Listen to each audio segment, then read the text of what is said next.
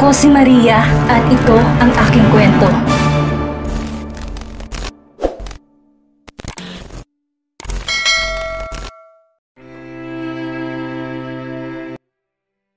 Ikakasal na dapat si Carmela sa long-time boyfriend niya pero bago pa man ang kasal nila, nahuli niya itong niloloko lang pala siya at ang babaeng kasama nito ay walang iba kundi ang sariling kapatid ni Carmela. Pinili niyang manahimik. Hindi siya gumawa ng gulo. Nang malaman niyang ipinagkasundong kapatid niya si Sofia kay Adam Festejo, isa sa mga apo ng pinakamayamang pamilya sa bansa, ay pinuntahan niya ito para makipagkasundo. Inalok niya ng kasal si Adam dahil alam niya kung gaano kainteresado si Sofia dito. Sinira ng kapatid niyang relasyon niya, kaya sisiguraduhin niyang sisirain niyang pangarap nito maging Mrs. Festejo. Subalit paano kung may malaman si Adam na sikreto ni Carmela? Will he stay or will he divorce Carmela? Blankong tiningnan ni Carmela ang half-sister niya at ang long-time boyfriend niya na sabay pumasok sa isang hotel room. Ngayon nakumpirma niya nang niloloko lang siya ng fiancé niya. Hindi na siya magbubulag-bulagan. Hindi niya akalain ng babaeng lihim na minamahal pala ng fiancé niya ang sarili niyang half-sister. Hindi niya maintindihan kung bakit palagi niyang kahati ang kapatid niya sa lahat ng bagay. Isang malalim na buntong hininga ang pinakawalan niya. Saka siya umuwi. Masakit man sa kanya na niloloko siya ng fiancé niya, lalo na't malapit na silang ikasal. Ayaw niya namang magmakaawa dito dahil may natitira pa siyang respeto para sa sarili niya. Nang sumapit ang gabi, ay sabay-sabay silang nag-dinner. Tahimik lang si Carmela. Nakauwi na rin ang kapatid niyang si Sofia. Dahil ikakasal na si Carmela at Omar ngayong buwan, sa susunod na taon ka naman Sofia. Ngipagkasundo na kita sa anak ng mga Festejo na si Adam Festejo. Siyang magiging asawa mo, wika ni Marvin, ang ama ni Carmela at Sofia. Really, Dad? Hindi makapaniwalang tanong ni Sofia. Ayaw niyang pumayag sa arranged marriage pero ngayong alam niya na kung sino magiging groom niya. Hindi siya magdadalawang isip na pumayag kaagad. Napangisi naman si Carmela habang kumakain.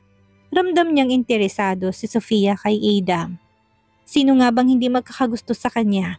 He's one of the grandson ng mayamang pamilya. Carmela, kamustang preparation niyo ni Omar para sa kasal niyo? Is everything okay now? Tanong ni Marvin. Uminom naman muna ng tubig si Carmela bago sumagot. We're still preparing, Dad. Excuse me. Wika niya saka siya umalis ng hapagkainan. Kinabukasan narinig ni Carmela ang pag-uusap na mag-ina na si Sioni at Sofia. Rinig na rinig ni Carmela kung gaano ka-interesado si Sofia kay Adam. Hindi ba pwedeng kami nang mauna ang ikasal ni Adam, Mom?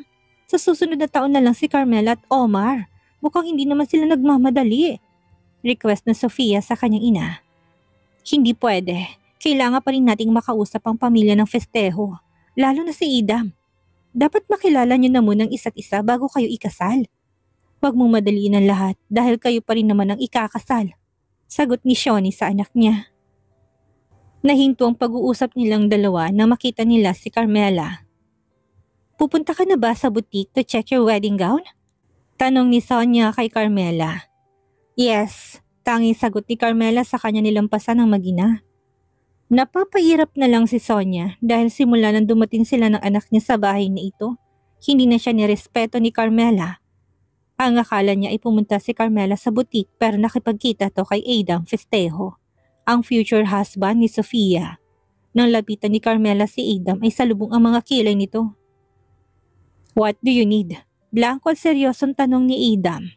Wala sana siyang balak na makipagkita kay Carmela dahil hindi niya naman to kilala, pero nang sinabi ni Carmela na importanteng pag-uusapan nila, pumayag na makipagkita si Adam.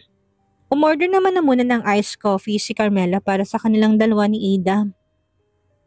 Hindi ako nagpunta dito para makipag-usap sa iyo ng matagal. Tell me what you want. Siguraduhin mo lang na importante ang sasabihin mo. Masungit na saad ni Adam. Humugot naman ng malalim na buntong hininga si Carmela bago nagsalita. Ikaw ang fiancé ni Sofia, hindi ba? Unang tanong niya, inis namang nilingon ni Adam si Carmela. Nakipagkita ka ba sa akin para kumbinsihin akong pakasalan ng kapatid mo? Kung yan lang ang dahilan ng pakikipagkita mo sa akin, nagsasayang ka lang ng oras. Wala akong planong pakasalan ng kapatid mo. Matigas na wika ni Adam at akma na sanang aalis nang magsalita si Carmela. That's good then. Hindi ako nagpunta dito para kumbinsihin ka na pakasalan si Sofia. Sagot ni Carmela kaya lalong kumunot ang noon ni Adam. Bumalik siya sa kinaupuan niya. Dumating naman na ang order ni Carmela kaya binigyan niyang isa kay Adam. Ano ba talagang kailangan mo? Kung hindi ko nagpunta dito para pilitin akong pakasalan ng kapatid mo, then what? Sa lubong ang mga kilay niyang tanong, sumimsim naman muna ng kape si Carmela bago nagsalita. Marry me instead. Diretso niyang sagot. Lalong nagsalubong ang mga kilay ni Adam pero tumawa ring kalaunan. Are you crazy? You want me to marry you? Natatawang wika ni Adam.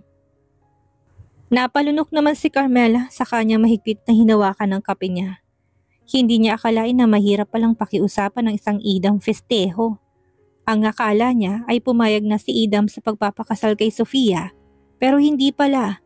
Alam niyang mahirapan din siyang kumbinsihin nito na pakasalan siya. Buong tapang na sinalubong ni Carmela ang galit ng mga mata ni Adam nang mahigpit siya nitong hinawakan sa kamay. Sa tingin mo ba, nakikipaglaro ako sa pamilya niyo?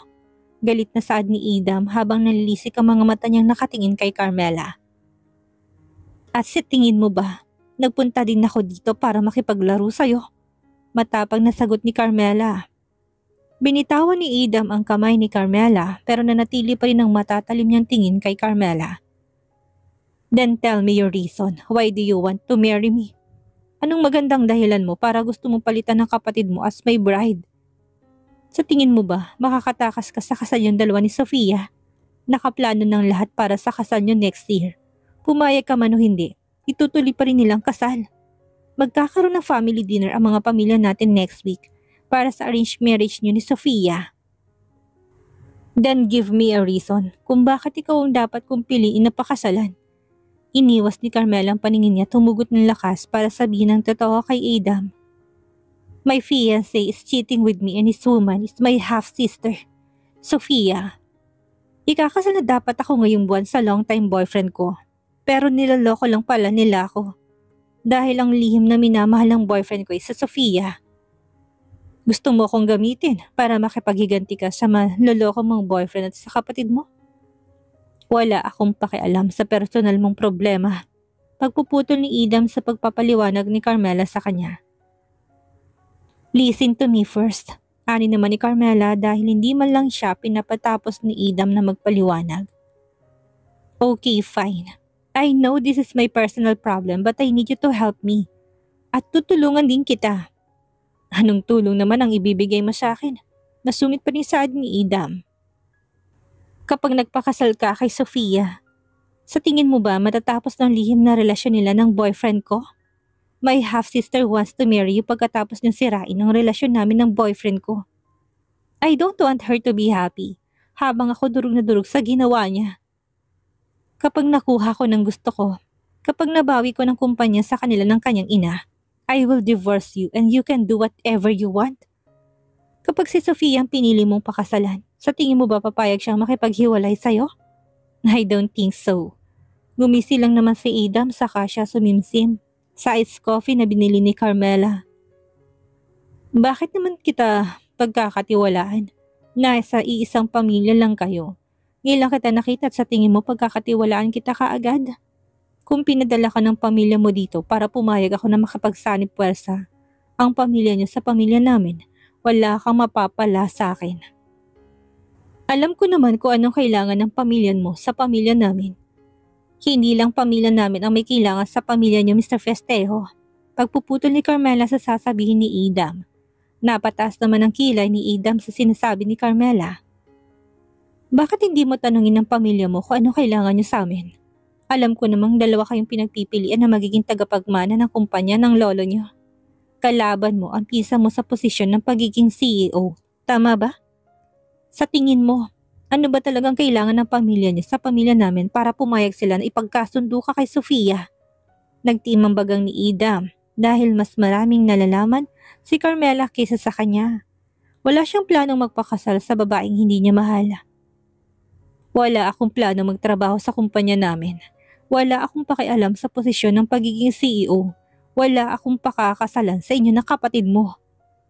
Huwag mo kong idadamay sa problema mo at huwag mo kong gagamitin para lang makapagiganti ka sa walang kwenta mong boyfriend. Matigas na wika ni Adam sa kanya iniwan si Carmela. Napabuntong hininga na lang si Carmela. Akala niya magiging madali lang sa kanya na kumbinsin si Adam. Napakasalan siya pero nagkamali siya. Mapait siyang ngumiti at napapakamot na lang sa noo niya. Nanatili pa siya ng ilang minuto sa coffee shop bago umalis. Dumiretso siya kaagad sa bahay ng kaibigan niyang si Hannah. "Are you okay? May ginawa na naman ba sa'yo ang maldita mong stepmom?" Tanong ni Hannah na ikinailing naman ni Carmela. Naupo silang dalawa sa lounge na makarating sila sa pool area. "Then what happened?" Kuryosong tanong ng kaibigan niya. Muling nagpakawala ng malalim na buntong hininga si Carmela. "Omar is cheating on me," mahina niyang sagot. "What? That bastard? Are you serious?" Hindi makapaniwalang tanong ni Hannah. Tanging-tango lang naman ang sinagot ni Carmela. Naupo si Hannah sa tabi ni Carmela sa kanya ito niyakap. "How did you find out? Paano nang kasal ninyong dalawa? Itutuloy mo pa ba?" Tanong niya. Hindi naman kaagad sumagot si Carmela. Kumawala na si Hannah sa pagkakayakap niya sa kaibigan niya sa kanya ito tinignan. Tumingin lang sa kawalan si Carmela. Hindi niya na rin alam ang gagawin niya. Paano niya ba sasabihin sa pamilya niya na niloloko siya ng boyfriend niya at ng babae nito yung sarili niyang kapatid? Paano siya paniniwalaan ng mga ito? "Kilala mo ba kung sinong babae niya? Nahuli mo ba sila?" Tanong muli ni Hannah dahil wala pang sinasagot ang kaibigan niya sa mga tanong niya. "Tinawagan ko si Omar para sana tingnan namin ang isusuot namin sa kasal namin. Pero sinabi niya na busy siya pero hindi ko sinasadya na makita siya sa hotel kasama si Sofia. Sinundan ko silang dalawa hanggang sa makapasok sila sa iisang room." Pagkukwento niya. "Kinausap mo ba sila?" Naiinis na risad ni Hannah. Umiling naman si Carmela. "Hindi ko na sila sinundan pa. Wala akong lakas na loob na kausapin sila. Ayaw kong magmukha akong kawawa sa harap nilang dalawa. Dahil kahit na umiyak pa ako sa harap nila, wala namang pakialam sa akin si Omar. Dahil ang totoong mahal pala niya si Sofia." "How ironic, right?" Nasasaktan na wika ni Carmela. Akala niya nahanap niya ng magiging kakampi niya sa buhay, pero hindi pa rin pala, mag-isa pa rin siya. Pakiramdam niya isinumpa siya para maging mapag-isa. "Bakit hindi mo sabihin sa pamilya niyo tungkol sa panloloko nilang dalawa? Paano nang kasal niyo ni Omar? Balak mo pa rin bang ituloy?" Hindi sumagot si Carmela kaya napabuntong hininga si Hannah. "Kung totoo man ang hinala mo, wala na akong pakialam kung gaano nakalaki ang nagastos niyo para sa preparation ng kasal niyo. You don't deserve this. Umatras ka na sa kasal niyo," dagdag ni Hannah.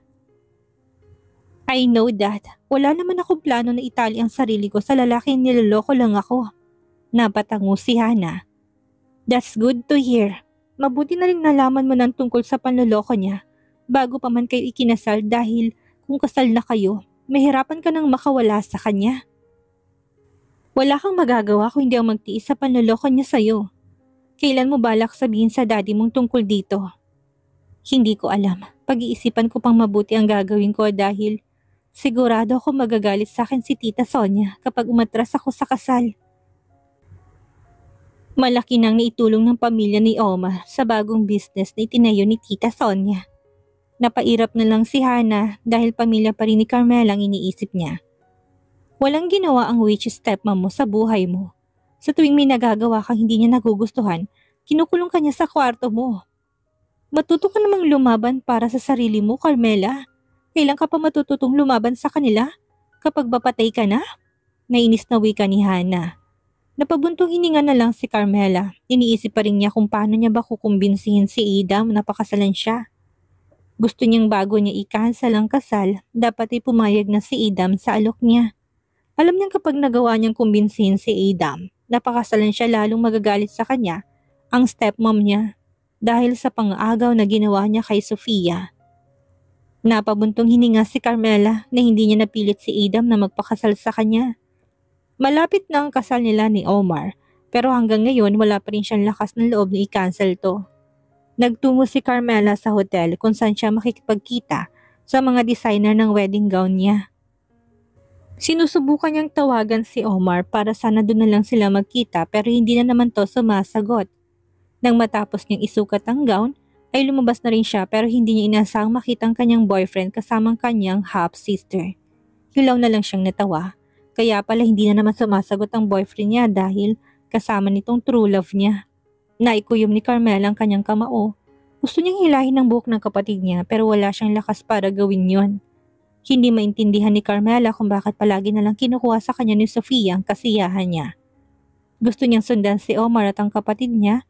Gusto niyang kausapin ng mga to. Gusto niyang malaman kung bakit nila to ginagawa sa kanya pero hindi niya magawa dahil nanginginig ng mga tuhod niya. Napayuko na lang siya at napabuntong hininga. Nang may magsalita sa gilid niya ay nilingon niya to. Bahagya pa siyang nagulat nang si Adam ang nakita. Gusto mo akong pakasalan para makaganti sa boyfriend at kapatid mo, tama? Yun ba talagang nakikita mong paraan para mawala ang sakit na nararamdaman mo? Wika ni Adam sa kanya. Kung nandito ka para maliitin lang ako at wala ka namang maitutulong, mabuti pang umalis ka na lang at layuan mo na ako. Masungit na sagot ni Carmela saka siya tumalikod pero hindi pa man siya nakakalayo nang muling magsalita si Adam. Wala ka nang ginawa para expose ang panloloko ng boyfriend at ng kapatid mo. Wala ka rin bang gagawin para kumbinsihin na kung pakasalan ka? Kunot noong nilingon ni Carmela si Adam. Sa tingin ba talaga ni Adam ay nakikipaglaro siya? Kung ganun, totoo nga ang sinabi mo. Niloloko ka na lalaking dapat ay pakakasalan mo. Ang babae niya ay walang iba kundi ang sarili mong kapatid. Dagdag pa ni Adam. Natutuwa ka bang makita ang mga tao na sasaktan? Sa itsura mo, para kang nanonood na nakaka-interest na movie. Kung gusto mong pakasalan ng kapatid ko, go on. Pero wag na wag mo kong pagtatawanan dahil lang sa nasasaktan ako. Sa tingin mo ba ginusto kong lokohin ako ng lalaking akala ko'y magiging kakampi ko? Inis na saad ni Carmela. Sa seryoso naman ang mukha ni Adam sa kanya pinamulsang mga kamay niya. Ikaw ang unang lumapit sa akin. You asked me to marry you. Ganito mo ba ako kukumbinsihin? Hindi nakasagot si Carmela. Kailangan pa rin niyang kumbinsihin si Adam na pakasalan siya dahil ito na lang ang tanging paraan para makapagiganti siya sa kapatid niya, sa stepmom niya at sa boyfriend niya. Pumitik si Adam sa mismong mukha ni Carmela para agawin ang natutulog nitong diwa. Call me kapag may naisip ka ng pwedeng ipalit sa pagpayag kung pakasalan ka. Dagdag ni Adam sa kanya tinalikuran si Carmela. Napapaisip si Carmela kung paano niya ba makukumbinsi si Adam. Ano bang pwede niyang i-allow kapalit ng pagpapakasal sa kanya? Umuwi na si Carmela dahil kahit na maghintay siya ng ilang oras sa hotel kung saan sila nakikipagkita sa mga designer at organizer para sa kasal nila, hindi darating si Omar. Dahil busy na naman siya kay Sofia. Mapait siyang ngumiti dahil ang lalaking akala niya na mamahalin siya at magiging kakampi niya ay sasaktan din pala siya. Gusto niyang umiyak, gusto niyang ikulong ang sarili niya. Pero pakiramdam niya ay pagod na siya at para gawin pa yon, ayaw niyang maging mahihina na naman. Ayaw niyang maging kawawa sa harap nilang lahat dahil wala naman siyang masasandalan. Bago sakupin ng kadiliman ng kalangitan, ay pumasok na si Carmela sa loob ng bahay. Nakita niya naman si Omar at Sofia ang kapapasok lang ng bahay. I'm home! Sigaw ni Sofia. Na magsalubong ang mga mata ni Omar at Carmela, ay mabilis na umiwas si Carmela. Hindi niya kayang tingnan ng lalaking kayang tumuhog ng magkapatid. Where is mom? Tanong ni Sofia kay Carmela. Hindi ko alam. Blankong sagot ni Carmela at nakamanasan ng tatalikod nang magsalita si Sofia. Nagsiselos ka ba dahil kasama kong fiancé mo? Nakataas ang kilay na saad ni Sofia. Hinarap naman ni Carmela ang kapatid niya sa kanya itong nginitian. Why would I? May ginagawa ba kayong dalawa na hindi dapat para ikaselos ko? Balik na tanong ni Carmela kaya nagngit-ngit ng mga ngipin ni Sofia sa inis. Wala kaming ginagawa, Carmela. Sinasamahan ko lang ang kapatid mo. Sabat ni Omar. Ah, kaya pala. Nagawa mo siyang samahan kung saan man siya pumunta pero nakalimutan mong kailangan nating makipagkita sa mga designer at organizer? Gusto mo ba talaga akong pakasalan, Omar? Pero bakit parang ako lang ang busy para sa preparation natin sa kasal? Huwag mo naman kaming pag-isipan ng hindi maganda, Carmela. Natawa naman si Carmela sa sinabi ni Omar. Wala naman akong sinasabi pero masyado kang nagiging defensive. Huli niyang wika bago niya tinalikuran ang dalawang traidor sa buhay niya. Napapairap na lang si Sofia at hindi na pinansin pa si Carmela. Nang mag-dinner ang akala ni Carmela nakauwi na si Omar. Pero hindi pa pala. Magkatabi silang dalawa habang nasa harapan naman nila si Sofia at ang kanyang ina na si Sonia. Kamusta na nga pala ang project mo, iho? Is everything okay now? Tanong ni Marvin kay Omar habang kumakain sila. Well, everything is fine, Tito. May new project ulit ang kumpanya at kami ang napili ng isang financial group para sa malaking building na itatayo. Contract signing na rin namin next day. Sagot ni Omar na ikinangiti ni Marvin dahil mapapanatag na siya para sa anak niyang si Carmela. Magpahinga ka rin minsan dahil alam kong busy din kayo ni Carmela sa preparation niyo sa kasal tapos busy ka rin sa sunod-sunod mong project. Ngumiti at tumango lang naman si Omar. Tahimik lang naman si Carmela habang nakikipag-usap si Omar sa kanyang ama. Mahigpit na hinawakan ni Carmela ang kutsara at tinidor niya. Inipon niyang lakas na loob niya para sabihin sa kanilang lahat ang desisyon niya. Ano kayang gagawin ni Carmela para mapapayag si Idam na pakasalan siya? Ipagtapat kaya ni Carmela sa pamilya ang lihim na relasyon ni Omar at Sofia? Yan ang ating aalamin sa susunod nating kabanata.